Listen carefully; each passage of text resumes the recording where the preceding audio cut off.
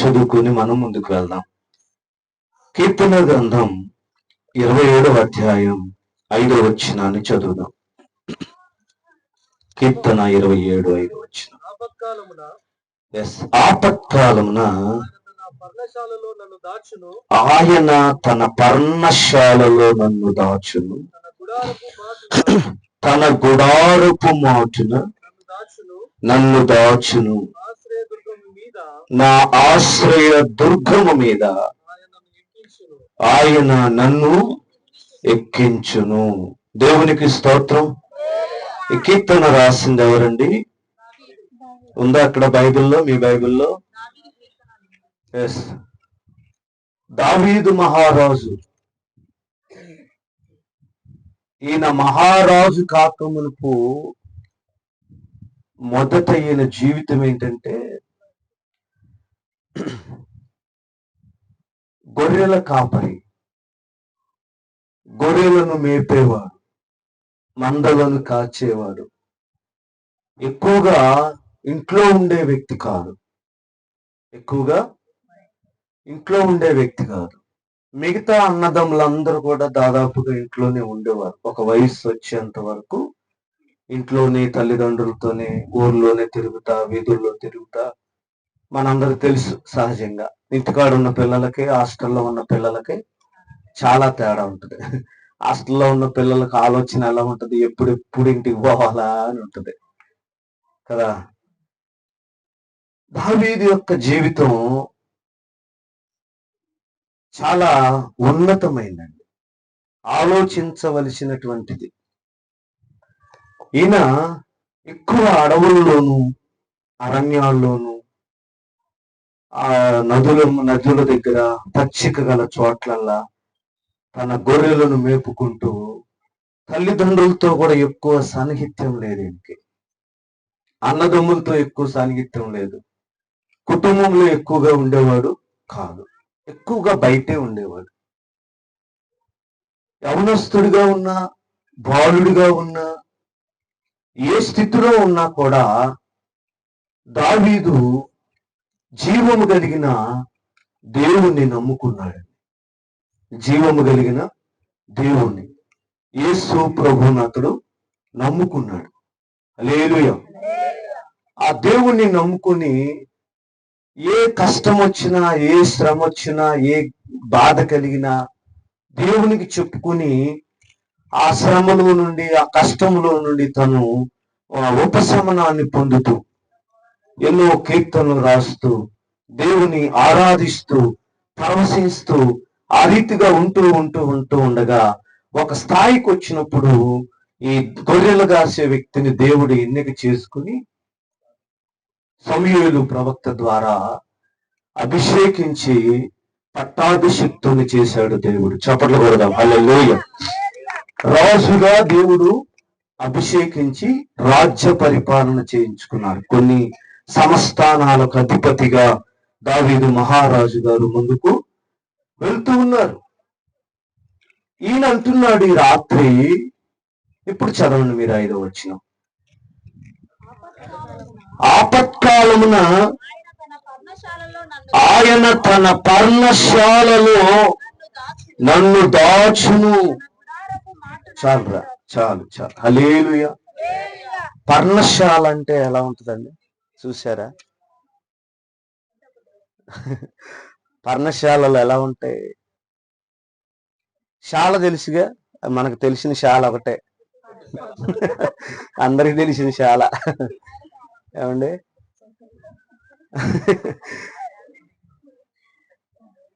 ఆమేన్. గొర్రెలకు శాల, ఆవుల శాల, ఎద్దుల శాల, ఎనుముల శాల, ఇలాగా పర్ణశాలలో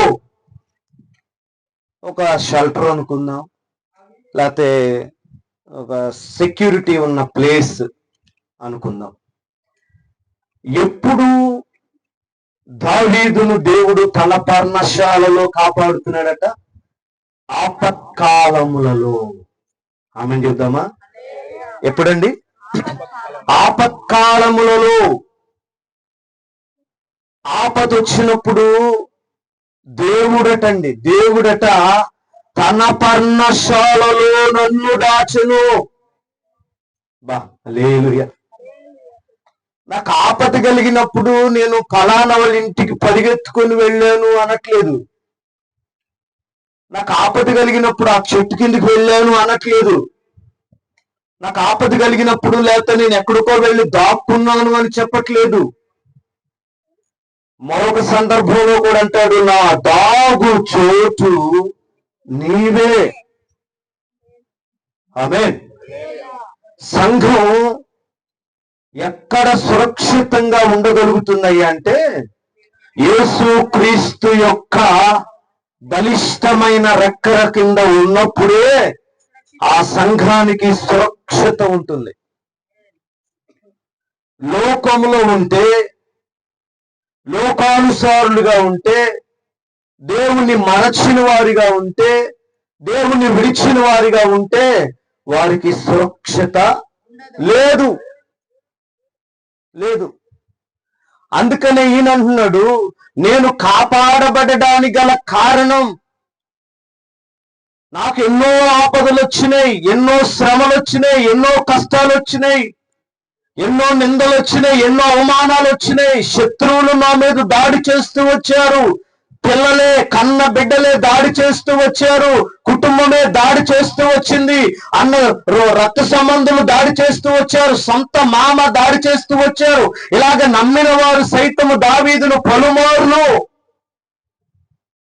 ఏదో ఒక రకంగా తనని హింసించాలని, బాధించాలని, చంపాలని, త్రొక్కివేయాలని పలు విధాలుగా దాడి చేస్తున్న ప్రతిసారి దావీదు ఎక్కడ దాక్కున్నాడంటే దేవుని చాటున దాక్కున్నాడు.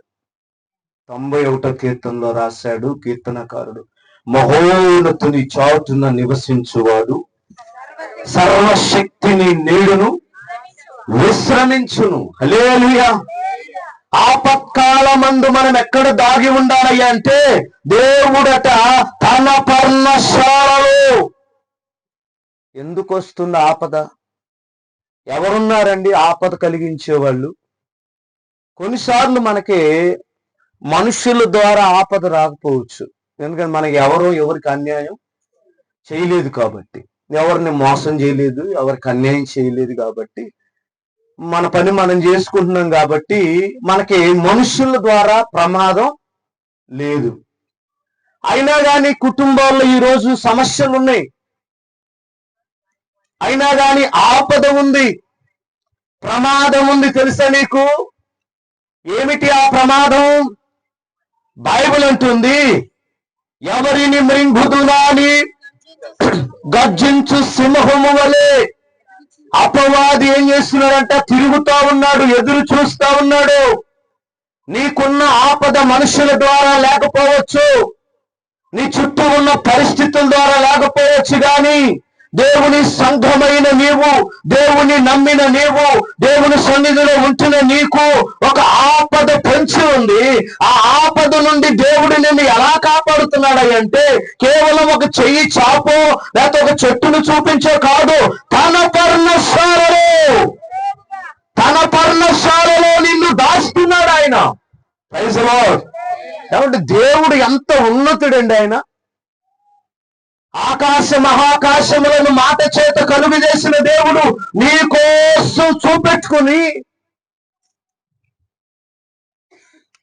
బైబిల్ చెప్తుంది, ఇశ్రాయేలును కాచువాడు కునుకడు నిద్రపోడు. ఆమేన్. ఏమిటండి ఆ కాపుదల? ఏమిటి ఆ సెక్యూరిటీ? ఎందుకంత భద్రత మనకి? తల్లి మరచునేమో గాని నేను నిన్ను మరువను. ఆపత్కాలములో నమ్ముకోదగిన సహాయకుడవు నీవే. ఎన్నో మాటలు బైబిల్ గ్రంథ చరిత్రలో కీర్తనకారుడు రాసుకుంటూ ఉన్నాడు. ఈరోజు ఏ విధమైన ఆపదైనా మనకు రావచ్చు. ఆర్థిక పరమైన సమస్య కావచ్చు, ఆరోగ్యపరమైన ఆపదలు కావచ్చు, సైతాను సంబంధమైన క్రియలు కావచ్చు, లేకపోతే రోగాలకు సంబంధించిన పరిస్థితులు కావచ్చు, అన్నదమ్ముల ద్వారా, కుటుంబీకుల ద్వారా, పిల్లల ద్వారా, భార్య ద్వారా, భర్త ద్వారా ఏ విధమైన ప్రమాదం నీ మీద పొంచి ఉన్నట్లయితే ఆయన నిన్ను నన్ను ఎలా కాపాడతాడు, దాస్తాడు అంటే తన పర్ణశాలలో నిన్ను ఆయన దాచే దేవుడు. దేవునికి స్తోత్రం. ఎలా దాస్తాడంట? తన పర్ణశాలలో. ఏమంటే దాచబడాలి మనం. ఎవరిని పడితే వాళ్ళని ఆయన కాపాడండి. ఎవరిని పెడితే వాళ్ళని కాపాడు తెలుసా మీకు? అందరూ దేవుని పిల్లలమే, అవునా కదా? కొంతమంది మూర్ఖంగా వెళ్తారండి, మూర్ఖంగా వెళ్తారు. మూర్ఖంగా వెళ్ళటం అంటే ఏంటి అర్థం? అరే ఆడ గొయ్యి ఉందరా చూసి నడవరా అన్నా కూడా నాకు తెలియని ఏరియానా, నేను పుట్టి లేచిన కానీ ఇక్కడే తిరుగుతున్నా, నాకు తెలియదా అంటాడు. ఒక రోజు కాలు ఎర కొట్టుకొని వస్తాడు. ఏందిరా అంటే పడిపోయిన మమ్మీ అంటాడు. అమ్మ నాన్న ఏం చెప్తారు? చూసి నడవరా అంటారు. మూర్ఖంగా ఉంటారు. అయితే దేవుడు ఈరోజు మనల్ని ఏ ఏ సందర్భాల్లో ఎలా ఉంటే మనల్ని ఆయన దాచుకుంటాడు, ఎలా ఉంటే ఆయన మనల్ని కాపాడుతాడు. దేని నుంచి కాపాడాలి? పలు రకాలుగా ఉన్నాయిలండి. మనుషుల ద్వారా, పరిస్థితుల ద్వారా, రోగాల ద్వారా, సైతాను ద్వారా పలు రకాలుగా ప్రమాదం పొంచి ఉంది. అయితే దేవుని యొక్క కాపుదల ఎలా ఉంటే మనం కాపాడబడతాం. 24 గంటలు తిరుగుతా ఉన్నాం అనుకోండి, దేవుని మాట వినకుండా కాపాడతాడండి? చెప్పండి, కాపాడండి. ఎలా ఉంటే కాపాడతాడంట? రండి, కీర్తన 37వ అధ్యాయం. కొన్ని సంగతులు మనం ధ్యానం చేసుకున్నాం ఈ రాత్రి. కీర్తన 37వ అధ్యాయం 18, 19 వచనాలు చదివితే,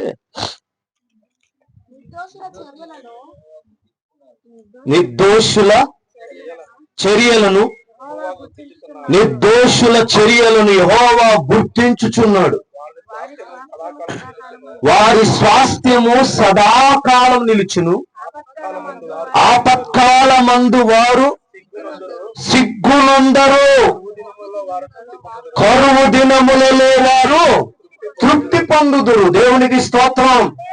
ఇక్కడ 2 విషయాలు రాయబడ్డాయి. ఆపత్కాలములలో వారు సిగ్గునందరు, 2 కరువు దినములలో వారు తృప్తి పొందుతారు.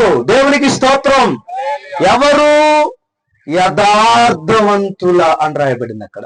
యథార్థమైన జీవితాన్ని జీవించేవారు, యథార్థ ప్రవర్తన కలిగిన వారు. మత్తయి సువార్త 5వ అధ్యాయంలో ఉంటుంది. యథార్థవంతులట ఏం చేస్తారు? అక్కడ దేవుని యొక్క రాజ్యమును స్వతంత్రించుకుంటారు. దేవునికి స్తోత్రం. హల్లెలూయా.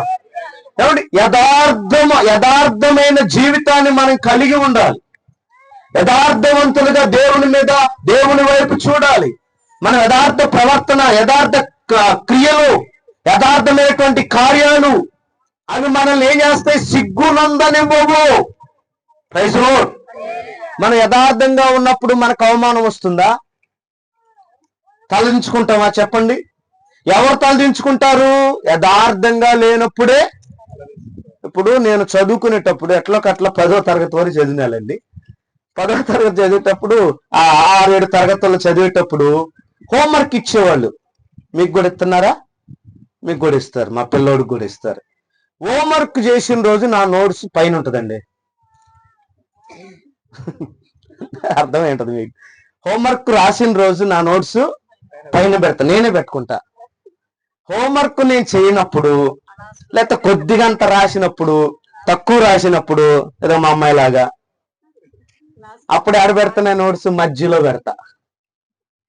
ఒక్కోసారి మా పంతులు గారు మాలాంటి మహా మేధావులు ఉంటారని తెలిసే కింద పైకి కింద తిప్పుతారు. ఇట్లా గమనించి నేనేం చేశానంటే మధ్యలో పెట్టేవాడిని. మధ్యలో పెట్టి దిట్టగా కనపడేటట్టు ఎదురుగా కూర్చోను. ఎందుకు? కనపడితే పిలుస్తాడు. అందుకని మనుషులు చాటును కూర్చుంటా. నేను ఎడ కూర్చుంటా? ఎవరండి అలా కూర్చునేది?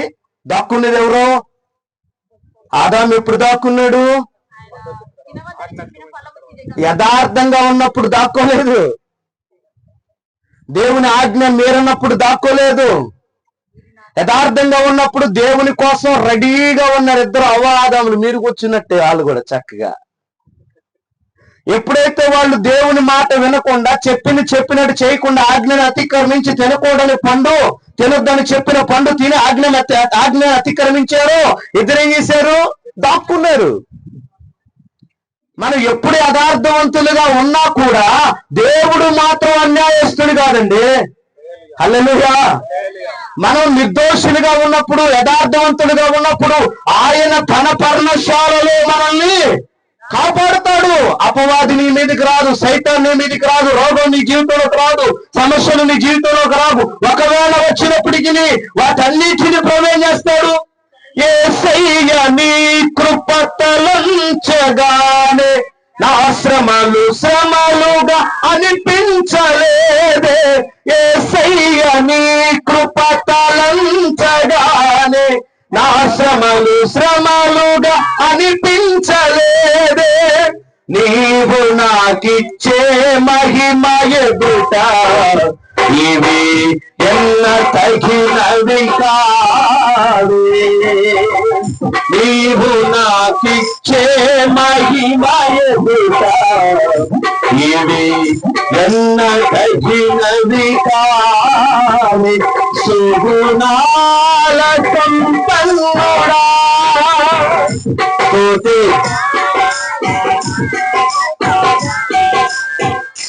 జీవింతును నిత్యము నీ నీడలు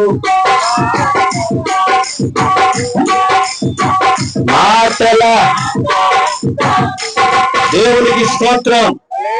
హల్లెలూయా. చూద్దామా? యథార్థంగా నిర్దోషులుగా ఉంటే మన నోట్స్ పైన పెట్టి ముందు నాదే చూడాలని కోరుకునేవాడిని రాసినప్పుడులేండి. రాయినప్పుడు సరిగ్గా చేయనప్పుడు ఏమైంది? ఎగ్జామ్ రిజల్ట్ పేపర్ వచ్చినప్పుడు కూడా అంతేనండి.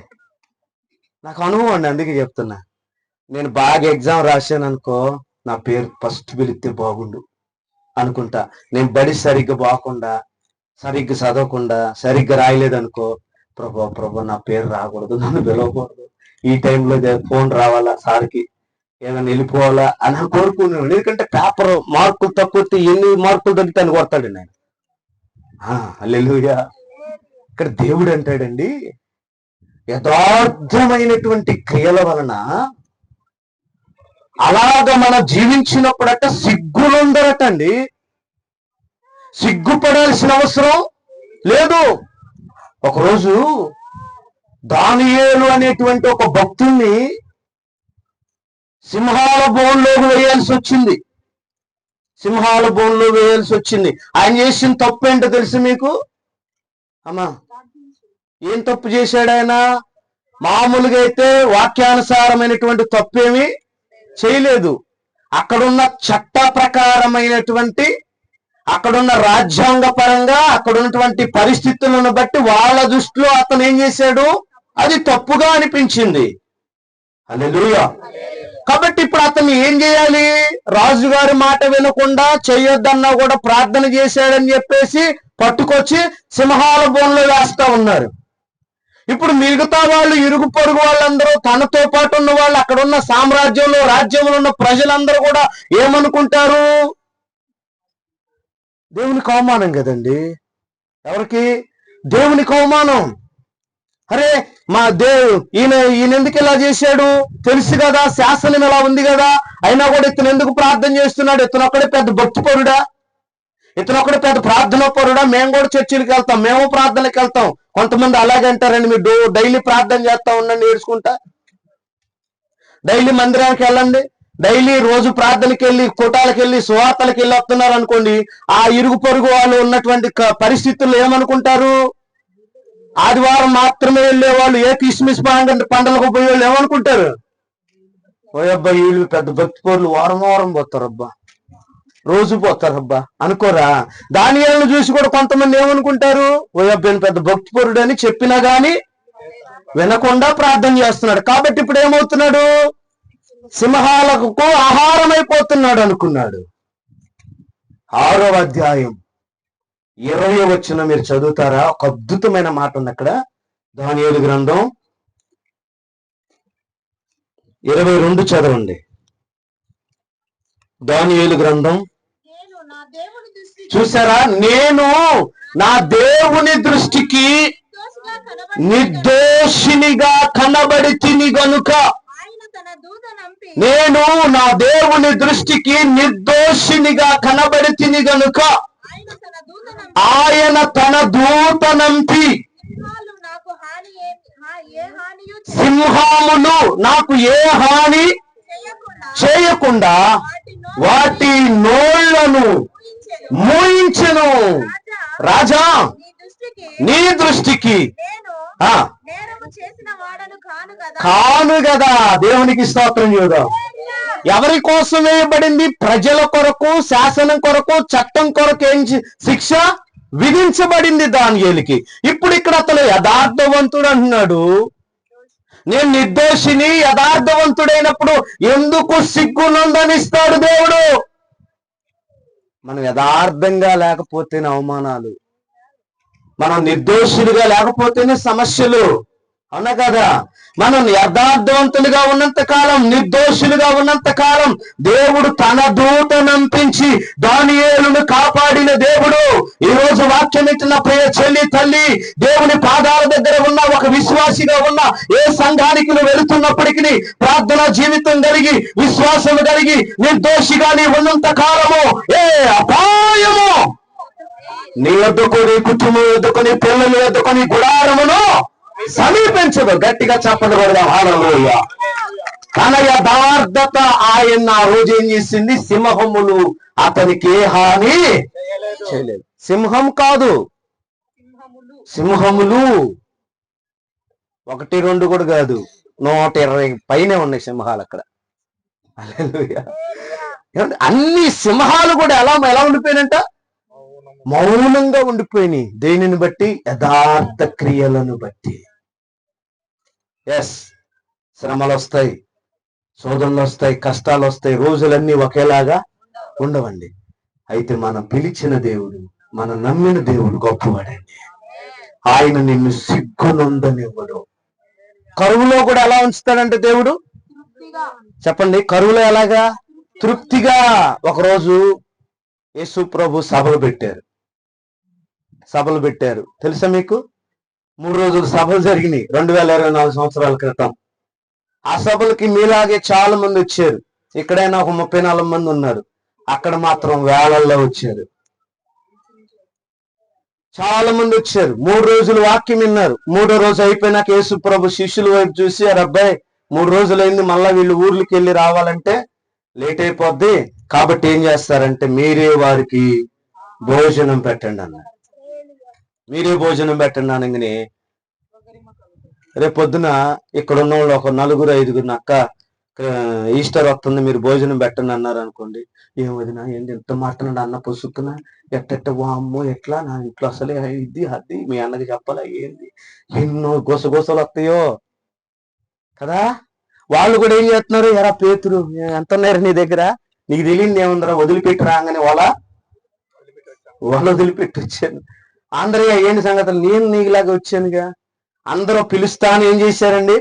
మనకులాగా ఇంటికి వెళ్ళి సర్దుకొని బ్యాంకు బ్యాలెన్స్ చెక్ చేసుకొని రాలా, ఉన్న పోటులు వచ్చేసారు ప్రభు సేవ కోసం. అన్నా కదండి. అలా వచ్చిన వాళ్ళ దగ్గర డబ్బులు ఆడి నుంచి వస్తే ప్రభు ఏమంటున్నాడు? వాళ్ళ విశ్వాసాన్ని పరీక్షిస్తున్నాడు అండి ఆయన. మీరే వారికి ఆహారం పెట్టండి అన్నాడు. వాళ్ళు తర్జన భర్జన పడతా ఉన్నప్పుడు కొంచెం ఎంక్వైరీ చేసుకున్నారు. వచ్చిన వాళ్ళ అబ్బాయి ఏమన్నా ఉన్నాయారా మీ దగ్గర అంటే ఒక బొడ్డోడు బాక్స్ పైకి ఎత్తాడు. అంకుల్, నా బాక్స్ లో 5 రొట్టెలు 2 చిన్న చేపలు అని రాయబడిందండి. 2 చిన్న చేపలు ఉన్నాయి అన్నాడు. అబ్బా, అట్లాంటి పిల్లోళ్ళు ఉంటే బాగుండి ఈరోజు సంఘంలో. ఏడుంటారండి? సగం వాక్యం కాకముందే దేశాల వైపు చూస్తుంటారు. సగం వాక్యం కాకముందే భోజనాలు, టయాలు, కాబ్ము, ఎన్నో ఆలోచనలు వస్తుంటాయి. హల్లెలూయా చెప్దామా? ఏమండి, 3 రోజులైనా కూడా ఆ బాబుకి ఆకలి కాల. అవునా? ఎస్ఆర్నో? ఆకలి అయితే ఏం చేసేవాడు? తినేసేవాడు. అసలు ఆ బాబుకి, ఆ అబ్బాయికి వాటి మీద ధ్యాస లేదు. దేని మీద ఉంది ధ్యాస? చెప్పండి, దేని మీద ఉందండి? ఈ రోజు వాక్యానికి వినటానికి వస్తున్న, మందిరానికి వెళ్తున్నా, సభలకు వస్తున్నా, చాలా మంది చూపు అంతా ఎక్కడ ఉంటదంటే, ఏమైంది నాకంటే కొద్ది మంచి చీర కొట్టుకొచ్చింది ఇవాళ, ఏం బట్టలు బా వదినా ఎంత పడ్డాయి? విజయ ఫంక్షన్ హాల్లో 150 మరి వెళ్ళరండి. హల్లెలూయా. ఎంతన్నాడా? 150 అంట. ఇలా రేపు ఉంటది అంటే ధ్యాస అంతా ఎక్కడ పెట్టాడండి అతను? వాక్యం మీద, యేసయ్య మాటల మీద. ఒకవేళ ఆ పిల్లవాడు దేవుని మాటల మీద ధ్యాస ఉద్దేశం లేకపోతే 3 రోజులు బాక్స్ చేతిలో ఉండగా ఉపవాసం ఎందుకుంటాడు? ఏ సార్, 3 రోజులు బాక్స్ దగ్గర పెట్టుకుని ఉపవాసం మీరు ఉంటారమ్మా? మనం 3 దాకా ఎప్పుడు టైం అయితే దాని చూస్తుంటాం. మధ్యాహ్నం 3కే టైం ఎన్నిసార్లు చూస్తామో. అదే నైట్ దాకా ఉండే వాళ్ళైతే 9 ఎప్పుడైతే అని చూస్తుంటాం. ఆ 9 అయ్యేదాకా ఎట్టా కొట్ట టయాన్ని ఆ పక్క డొల్లు ఈ పక్క డొల్లు అటు చేసి ఇటు చేసి టయాన్ని బాగొట్టుకుంటాం. హల్లెలూయా. అంటే వాక్యములో అంత ఇన్వాల్వ్ అయిపోయాడు అబ్బాయి. దేవుని స్తోత్రం. నాకు నచ్చింది ఏంటంటే 3 రోజులైన తర్వాత ఆమెనగానే దబదబ పక్కకి వెళ్ళిపోయి ఆ పొద్దు దగ్గర కూర్చొని దబదబ తింటాడేమో అనుకున్నా. అంకుల్ నేను ఇస్తాను. ఎవరు నేర్పారండి ఆ పిల్లోడికి? వాళ్ళ అమ్మ నాన్న నేర్పుంటారు. దేవునికి స్తోత్రం చెప్పాలి. బాలుడు నడవవలసిన త్రోవను వానికి నేర్పుము. మరి పెద్దవాడైన దానిలో నుండి తొలగిపోడు. 3 రోజులు కూటాలు జరుగుతున్నా మంచినీళ్లు నీళ్లు అనుకోకుండా వాక్యం విని కూటమైన వెంటనే కూడా తినకుండా నా దగ్గర ఉన్నాయని చెప్పి ఇచ్చాడు. ఆ 5 రొట్టెలు 2 చేపలు 5,000 మందికి పంచగా ఇంకా 12 గంపలు ఎలా తినుంటారంట? నేను వచ్చిన ఎందుకు నొక్కి మాట్లాడుతున్నాను? తృప్తిగా. చెప్పలు కూడా గట్టిగా హల్లెలూయా. యథార్థవంతులు తృప్తికరమైన జీవితాన్ని జీవిస్తారు. యథార్థముగా ఉన్నంత కాలము సింహములు నీకే హాని. సింహము అనగా అపవాది. అపవాది నీకే హాని చేయడు. నీ యథార్థత నిన్ను కాపాడుతుంది. దానియేలు అంటాడు, నేను నా దేవుని దృష్టికి యథార్థవంతుడని కనుక సింహములు నాకే హాని చేయలేదు. దేవునికి స్తోత్రం చేద్దాం. మొట్టమొదటిగా దేవుడు ఎవరిని దాచి కాపాడతాడంటే యథార్థమైన ప్రవక్తను కలిగి ఉన్నప్పుడు ఆయన మన సిగ్గుపడినవాడు, అట్ ద సేమ్ టైం తృప్తిపరిచే దేవుడు. కరువులో కూడా అండి, ఎక్కడ కరువు దినాల్లో కూడా తృప్తికరమైన జీవితాన్ని దేవుడు మనకి ఇస్తాడు. రెండవదిగా చదువుదాం, త్వరగా నేను ముగించడానికి ప్రయత్నం చేస్తాను. కీర్తన 18వ అధ్యాయం. కీర్తన 18వ అధ్యాయం 18, 19 వచనాలు చదువుదాం. ఇక్కడ దేవుడు ఎవరిని ఆపత్కాలమందు వారు నా మీదికి రాగా, చూడండి 18వ అధ్యాయం 18వ వచనం. ఆపత్కాలమందు వారు నా మీదికి రాగా, వారు శత్రువులు యెహోవా నన్ను ఆదుకొనెను, విశాలమైన స్థలమునకు ఆయన నన్ను తోడుకొని వచ్చును. నేను ఆయనకు ఇష్టడను గనుక. కొట్ట చప్పట్లు గట్టిగా హల్లెలూయా. ఎవరికి ఇష్టలుగా ఉండాలి? సహజంగా మనం మనుషులకి ఇష్టంగా నడుస్తాం. ఎవరు మెచ్చుకోవాలి? పాస్టర్ మెచ్చుకోవాలి, పాస్టర్ గారు మెచ్చుకోవాలి, ఇరుగు పొరుగు వాళ్ళు మెచ్చుకోవాలి, సంఘస్థులు మెచ్చుకోవాలి. దేవునికి ఇష్టలుగా ఉంటున్నామా లేదన్నదే చాలా ఇంపార్టెంట్. అలానే చెప్దామా? దేవునికి ఇష్టలుగా ఉంటే ఆయన ఏం చేస్తాడంట? ఆదుకుంటాడంట. ఆపద వచ్చినప్పుడు ఆయన ఏం చేస్తాడు? ఆదుకుంటాడు. మార్క్స్ వార్తలో వినండి, ఒక అతను వచ్చాడు ప్రభు దగ్గరికి. ఎలాంటి పరిస్థితిలో వచ్చాడంటే, ఏ రోజు తనకున్న వ్యాధిని బట్టి, తనకున్న రోగాన్ని బట్టి ఏ రోజు స్నేహితులతో ఆడుకున్నటువంటి దాఖలాలు లేవు. తల్లిదండ్రుల మధ్యలో నివసించేటువంటి పరిస్థితి లేదు. ఊర్లో 10 మందిలాగా అదిగో అలాగే ఇలాగా స్కూల్కి వెళ్ళటం, మరి కాలేజీకి వెళ్ళటం, లేకపోతే మిగతా వాళ్ళలాగా కలిసి ఫ్రెండ్స్ తో తిరిగేదానికి లేదు. ఎందుకంటే అతనుకున్న జబ్బు ఏంటో తెలుసా? కుష్టు వ్యాధి. ఏంటండి? కుష్టు వ్యాధి. ఈ రోజు కుష్టు వ్యాధి ఉన్న వాళ్ళు సహజంగా మనతో పాటే జీవనం చేస్తూ ఉన్నారు, మనతో పాటు తిరుగుతున్నారు. చక్కగా అక్కడక్కడ వాళ్ళు అనుకూలమైన స్థలంలో కూర్చొని అడుక్కొని అలాగోలాగో బ్రతుకుతున్నారు. వారిని మనం ఊరు వెలుపలికేం తరమలేదు. కానీ ఆనాటి దినాల్లో కుష్టు వారిని ఊరు లోపల ఉండిచ్చేవారు కాదు. ఊరు లోపలికి ఒకవేళ సాహసం చేసి వస్తే వాళ్ళని రాళ్లతో కొట్టి చంపేసేవాళ్ళు. అలాంటి దౌర్భాగ్యమైన స్థితిలో, అలాంటి బాధాకరమైన స్థితిలో కుటుంబానికి దూరమై, తల్లిదండ్రులకు దూరమై, అన్నదమ్ములకు దూరమై, రక్త సంబంధులకు దూరమై, స్నేహితులకు దూరమై, ఎక్కడో ఊరి గవిని ఎదుట, లేకపోతే ఊరి అవతల పొలిమేర దగ్గర, రాళ్లల్లో, బొట్లల్లో, కొండల్లో నివాసం చేస్తూ దౌర్భాగ్యమైన జీవితాన్ని జీవిస్తూ ఏడుస్తూ, నాకు ఈ వ్యాధి ఎందుకు వచ్చింది, మిగతా వాళ్ళకిలాగా నేను సంతోషంగా ఉండలేకపోతున్నాను, మిగతా వాళ్ళకిలాగా ఆనందంగా ఉండలేకపోతున్నాను, వాళ్ళతో జీవించలేకపోతున్నానని ఒకంత ఏడుస్తూ బాధపడుతున్న సమయం యేసు ప్రభు అతని దగ్గరికి వెళ్ళాడు. దేవునికి స్తోత్రం కదా.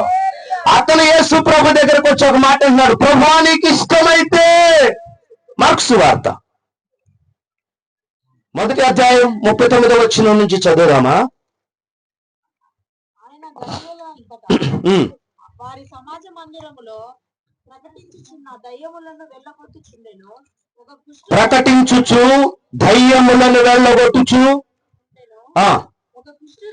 ఒక కుష్ఠరోగి ఆయన యొద్దకు వచ్చి ఆయన ఎదుట మోకాళ్ళుని, నీకిష్టమైతే నన్ను శుద్ధునిగా చేయగలవని ఆయనతో చెప్పి ఆయనను వేడుకొనగా ఆయన కనికరపడి చేయి చాపి వాణిని ముట్టి, నాకిష్టమే, నువ్వు శుద్ధుడవు కమ్మని. దేవునికి స్తోత్రం గట్టిగా చేద్దామా? హల్లెలూయా. ఆయనకి అతని మీద ఏం కలిగిందండి? కనికరం కలిగింది. కనికరపడ్డాడు. ఇక్కడ ఒక మాట అంటున్నాడు, అది నీ చదివినప్పుడు నిజంగా నా కళ్ళు చెమ్మగిల్ని, నీకు ఇష్టమైతే అన్నాడండి. ఎందుకన్నాడు? అతనంటే ఎవ్వరికి ఇష్టం లేదండి, అవునా కదా? ఇష్టం వాళ్ళని మన ఇంట్లో పెట్టుకొని భోజనం పెడతామమ్మా, ఎంత యేసుప్రభువుని నమ్మితే మాత్రం దగ్గరకు కూడా రాని. నీకు ఇష్టమైతే ఎందుకు అడిగాడంటే, ఎంతమంది చేత అతను చీ అనిపించుకుని ఉంటాడు, ఎంతమంది అతన్ని అసహ్యంగా చూసి ఉంటారు, ఎంతమంది అతన్ని కొట్టాలనుకుని ఉంటారు, చంపాలనుకుని ఉంటారు, ఎన్ని ప్రయత్నాలు చేసి ఉంటారు. ఆమేన్, హల్లెలూయా. అందుకే ప్రభు అన్నాడు, ప్రభు దగ్గరకు వచ్చి ఒక మాట అడుగుతాడు, అయ్యా నీకు ఇష్టమైతే, నీకు ఇష్టమైనా నన్ను శుద్ధునిగా చేయడం. ఈ రాత్రి నేను ప్రకటిస్తున్న యేసు నీ మీద కనికరం చూపించడానికి సిద్ధంగా ఉన్నాడు. నువ్వు దేవుని యొద్దకు రావటం నీకు ఇష్టమైతే, కులమైన, మతమైన, జాతైన, సంఘ భేదమైన, ఏ భేదము లేకుండా జీవము కలిగిన యేసు వైపు చూడడం నీకు ఇష్టమైతే, యేసయ్య దగ్గరికి నువ్వు రాగలిగితే, నీకున్న వ్యాధి, రోగం, పాపం, శాపం అది ఎటువంటి స్థితిలో నువ్వు బంధించబడినప్పటికీ కనికరము కలిగిన దేవుడు నిన్ను స్వస్థపరచడానికి ఇష్టం, నిన్ను బాగు చేయడానికి ఇష్టం, నిన్ను శుద్ధునిగా చేయడానికి ఇష్టం. తారతమ్యాలు లేకుండా స్వస్థపరిచి పక్కన కూర్చోబెట్టుకోగలిగిన సామర్థ్యం కలిగిన దేవుడు నేను ప్రకటిస్తున్న నజరేయుడైన యేసు. హల్లెలూయా. అందుకే భక్తులు అంటాడు, కనికర పూర్ణుడా నీ కృప బాహుల్యమే, ఉన్నతముగా నిన్ను ఆరాధించుటకు అనుక్షణము నిలిచి నూతన వసంతములో చేర్చు. కనికర పూర్ణుడా నీ కృప బాహుల్యమే, ఉన్నతముగా నిన్ను ఆరాధించుటకు అనుక్షణమున నీ ముఖ కాంతిలో నిలిపి నూతన వసంతములు చేర్చెను. జీవించదని కొరకే హర్షించదనిలోనే, జీవించదని కొరకే హర్షించదనిలోనే, అల్ఫా ఓమేగైన ద్వితీయ సత్యవంతుడా నిరంతరం స్తోత్రాలురా. ఆమేన్, హల్లెలూయా. అతని మీద ఏమొచ్చిందని ఆయనకి కనికరం కలిగింది. ఆయనకి ఇష్టలైన వారిని ఆయన దాచి కాపాడే దేవుడు. దేవునికి స్తోత్రం చెబుదాం. అపవాది యొక్క తంత్రముల నుండి, శాపబడి శక్తుల నుండి, పీడ సంబంధమైన కార్యాల నుండి, దుష్ట సంబంధమైన కార్యాల నుండి, నరదృష్టి నుండి, విషపు చూపు నుండి, ప్రతి విధమైనటువంటి సమస్య నుండి ఆయన నిన్ను ఎక్కడ కాపాడుతాడంటే తన పర్ణశాలలో. ఆ పర్ణశాల దేవుని హస్తాలకు గుర్తు, దేవుని బాహువుకి గుర్తు. ఆయన తన రెక్కల చాటున నిన్ను దాచి కాపాడతాడు. రెండు విషయాలు చెప్పాను. ఒకటి, యథార్థవంతులుగా ఉన్నప్పుడు ఆయన మన సిగ్గుపడినవుడు, కరువులు ఆయన మనల్ని తృప్తిపరుస్తాడు. రెండోది, ఆయనకి ఇష్టలుగా ఉన్నప్పుడు ఆయన మనల్ని దాచి కాపాడతాడు. మూడోదిగా చెప్పి నేను వాక్యం ముగింపులోనికి వెళ్తాను. రండి, కీర్తన 50వ అధ్యాయం ఇంకొక మాట చదువుదాం. కీర్తన 50వ అధ్యాయం 14 వచనం. దేవునికి స్తుతియాగము చేయము, మహోన్నతునికి, సర్వోన్నతునికి నీ మొక్కుబళ్ళు చెల్లించుము. ఆపత్కాలమున నీవు నన్ను గూర్చి మొరపెట్టుము, నేను నిన్ను విడిపించదను. దేవునికి స్తోత్రం చేద్దామా. మూడోదిగా ఏం చేయాలి? ఆయన నిన్ను దాచాలి అన్నా, కాపాడాలి అన్నా, రక్షించాలన్నా, స్వస్థపరచాలన్నా, బాగు చేయాలన్నా ఏం చేయాలంట? స్తుతి యాగము. ఇదేమన్నా బరువండి? స్తుతి యాగం చేయటం బరువా, కష్టమా ఏమన్నా? నాకు తెలిసి అన్నిటికంటే ఈజీ ఏంటంటే చెప్పనా, పాటలు పాడటం రావాల్సిన అవసరం లేదు దీనికి, బైబిల్ చదవటం రావాల్సిన అవసరం లేదు, భాషలు మాట్లాడాల్సిన అవసరం లేదు. స్తుతి యాగం చేయటం అంత కష్టమేమి కాదండి. ఇది ఎలాగా గారు యాడ దొరుకుద్ది అంటారా? ఆమేన్, హల్లెలూయా. స్తుతి యాగం అండి, దేవుని స్తుతించాలి. దేవునికి స్తోత్రం చూద్దామా. దేవునికి స్తుతి చెల్లించటం, ప్రార్థన చేయటం, దేవుని మీద ఆధారపడటం. ఇదిగో ప్రతి క్షణము బైబిల్ అంటుంది, నేను ఎల్లప్పుడూ యెహోవాను సన్నుతించెదను, ఎల్లప్పుడూ యెహోవాను స్తుతించెదను. దేవునికి స్తోత్రం. స్తుతి యాగము చేయాలి. స్తుతించేవారిగా, ఆరాధించేవారిగా, దేవుని మహిమపరిచేవారిగా ఉన్నంత కాలము ఆయన నిన్ను కాపాడుతాడు. ఆ స్తుతి యాగము, ఆరాధన, ప్రార్థన, విశ్వాసము ఆధ్యాత్మిక స్థితిలో బలహీనమైనప్పుడే సమస్యలు మన జీవితంలోనికి వస్తాయి. 2వ దినవృత్తాంతాల గ్రంథం 6వ అధ్యాయం 4వ వచనం చదివినప్పుడు, అతడు యెహోవాను ఆశ్రయించినంత కాలం, ఉజ్జియా గురించి మాట్లాడుతూ, అతడు యెహోవాను ఆశ్రయించినంత కాలము వర్ధిల్లుచుండెను అని రాయబడింది. అదే అధ్యాయం 16వ వచనంలో చదువుతున్నప్పుడు, అతడు మనస్సును గర్వించి చెడిపోయినని రాయబడింది. ఎవరు అక్కడ? ఆశ్రయించినంత కాలం వర్ధిల్లిన వ్యక్తి అతనే. ఇక్కడ మనస్సును గర్వించి చెడిపోయిన ఆయన అతనే. ఒకే వ్యక్తి జీవితంలో ఒకే అధ్యాయంలో 2 భాగాలు కనబడుతున్నాయి. ఒకటి, యెహోవాను ఆశ్రయించినంత కాలము అతనిలో స్తుతి యాగం ఉంది, విశ్వాసం ఉంది, ప్రార్థన ఉంది, దేవుని మీద ఆధారపడుతూ వచ్చాడు. అతడు ఏమయ్యాడంట?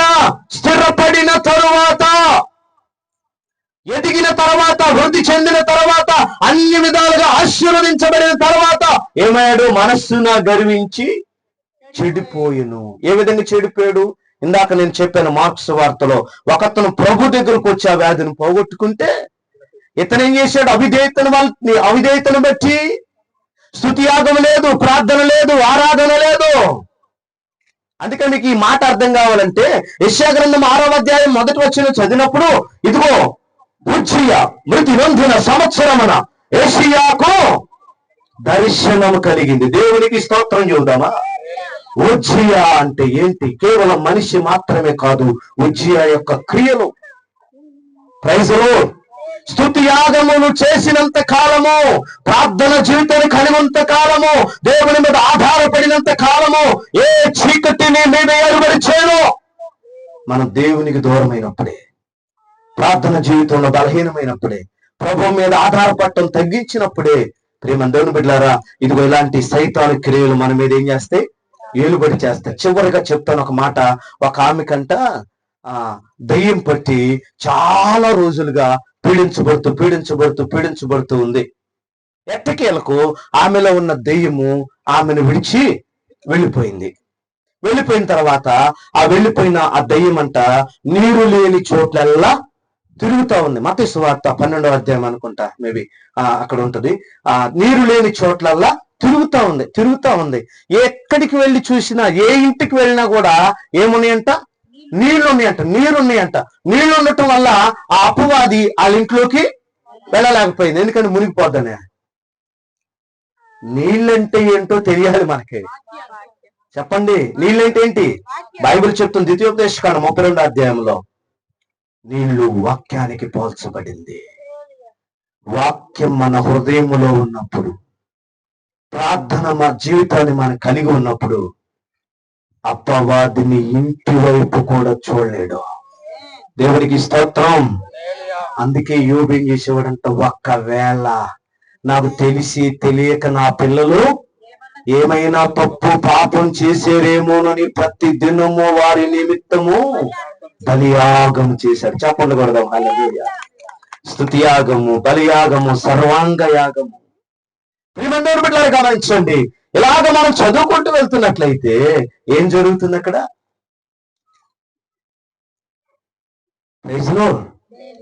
ఏం జరుగుతుంది అక్కడ?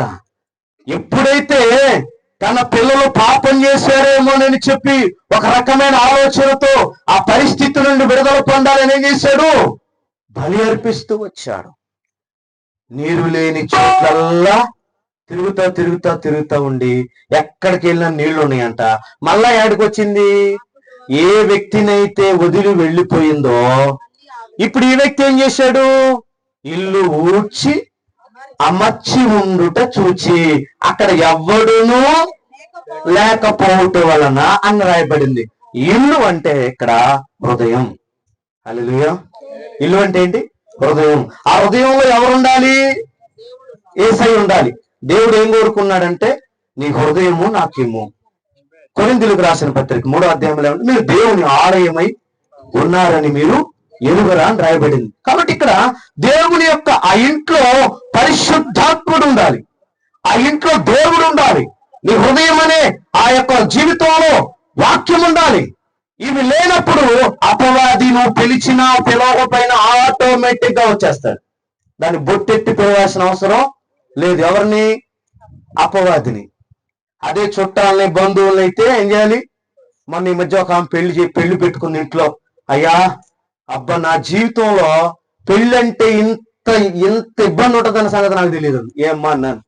ఒక్కొక్కళ్ళంట 8 సార్లు పిలిచిందంట. ఎన్నిసార్లు? 8 సార్లు తిరిగిందంట. తిరిగి కాళ్ళు నొప్పులు వచ్చి మళ్ళీ నాతోనే ప్రార్థన చేయించుకున్నాను కాళ్ళు నొప్పులు తగ్గటానికి. నేను అనుకున్నాను, ఇన్నిసార్లు మందిరానికి కూడా రాలేదు కదా నువ్వు, ఇన్నిసార్లు మందిరానికి కూడా జరగలేదు కదా నువ్వు, కాళ్ళు నొప్పులు వచ్చింది దాకంటే ఏం చేయాలి నాయన? ఎన్నిసార్లు పిలవాలో పెళ్లికి అని కదా. కాబట్టి తిరిగి ఎక్కడికి వెళ్ళినా కూడా నీళ్లు ఉన్నాయంట. మళ్ళా నీట్ గా ఊడ్చి అమర్చి ఉండట చూచి ఎవడనూ లేకపోవటం వల్ల మళ్ళా అదే ఇంటికి ఎలా వచ్చింది? మామూలుగా రాలేదండి. తనకంటే చెడ్డమైన 7 దయ్యాలంటూ పెట్టుకొని వచ్చింది. చేతులు జోడించి చెప్తున్నారు, నామకార్థ క్రైస్తవులుగా మనం ఉన్నంత కాలం దేవుని వాక్యం మన హృదయంలో లేకపోయినా, ప్రార్థన జీవితం మన జీవితంలో లేకపోయినా, స్తుతి యాగం మన జీవితంలో లేకపోయినా దేవుడు మనల్ని దాచలేడండి. స్తుతి యాగము చేయొచ్చు, దేవునికి మొక్కుబడులు చెల్లిస్తూ విశ్వాస జీవితాన్ని కొనసాగిస్తున్నప్పుడు ఆయన కేవలం నిన్ను ఒక బాక్సులోనో పెట్టెలోనో లేకపోతే ఒక బొట్టలోనో దాచే దేవుడు కాదంట. ఎలాగంట? తన పర్ణశాలలో. దేవునికి స్తోత్రం చూద్దామా. ఆయన తన పర్ణశాలలో నిన్ను కాపాడతాడండి. నిన్ను దాచడానికి, నిన్ను కాపాడడానికి, అపవాది యొక్క తంత్రముల నుండి, పాపము నుండి, శాపము నుండి విడిపించడానికే ప్రభు అయిన యేసుక్రీస్తు వారి లోకానికి మనుష్య కుమారుడిగా వచ్చారు.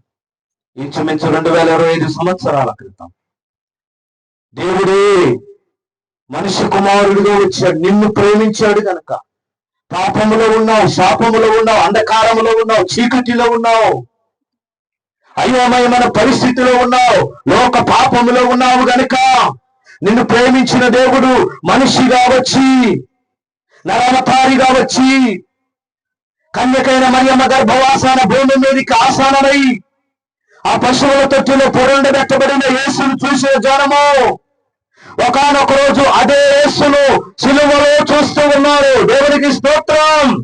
ఆ కల్వారిగిరి సిలువలో ఆకాశానికి భూమికి మధ్య వేలాడదీయబడ్డాడు ఆయన. ఎందుకో తెలుసా? ఆయన పొందిన దెబ్బల చేత మానవునికి స్వస్థత, అతడు చిందించిన రక్తము ద్వారా మానవాళి యొక్క పాపములకు ప్రక్షాళన,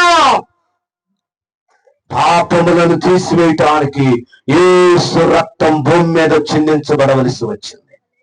నిన్ను ప్రేమించాడు, నీ కోసం దిగి వచ్చాడు, తన ప్రాణమును పెట్టాడు, సమాధి చేయబడ్డాడు, తిరిగి మరలా ఆయన మృత్యుంజయుడై తిరిగి లేచాడు. దేవునికి స్తోత్రం చేద్దామా? ఇంతగా నన్ను ప్రేమించాడండి. ప్రేమించాడు కనుక అన్నాడు, దినమెల్లా నీ కొరకు నా చేతులు చాచి ఉంచాను. ప్రయాసపడి భారం వస్తున్న సమస్త జనులారా నా యొద్దకు రండి, నేను మీకు విశ్రాంతిని అనుగ్రహిస్తాను. విశ్వాసంతో కూటమి ఏర్పాటు చేసుకున్న మా సహోదరుడా, ఏ విషయాల్లో మీరు బంధించబడి ఉన్నారు, ఏ సమస్య మీ కుటుంబంలో నెమ్మది లేకుండా చేస్తుందో ఆయన ఈ రాత్రి మిమ్మల్ని ఎలా కాపాడుతానంటున్నాడో తెలుసా? తన పర్ణశాలలో ఆయన మిమ్మల్ని కాచునుగాక. ఆయన రెక్కల చాటున మీరు కాపుదలను పొందుదురుగాక. ఆయన సురక్షితమైన రెక్కల నీడ మీకు ఆశ్రయముగా ఉండును గాక. మిమ్మల్ని బంధించి బలహీనపరుస్తున్న అనారోగ్యాలు, సైతాను కార్యాలు యేసు నామములో ఇప్పుడే విడుదల కలుగును గాక. సైతాను కార్యాల నుంచి విడుదల కలుగును గాక. బలహీనత నుంచి విడుదల కలుగును గాక. అనారోగ్యం నుంచి విడుదల కలుగును గాక. చాతబడి సంబంధమైన, పేడ సంబంధమైన, దాటుడి సంబంధమైన ప్రతి విధమైన కార్యముల నుండి విడుదల కలుగును గాక. ఈ బాసునామా రికండారామా చీకారండారామా. నా ప్రభు మిమ్మల్ని దాచి సంరక్షించి తన కొరకు సాక్షులుగా మిమ్మల్ని నిలబెట్టునుగాక. చిన్న ప్రార్థన చేసుకుందాం.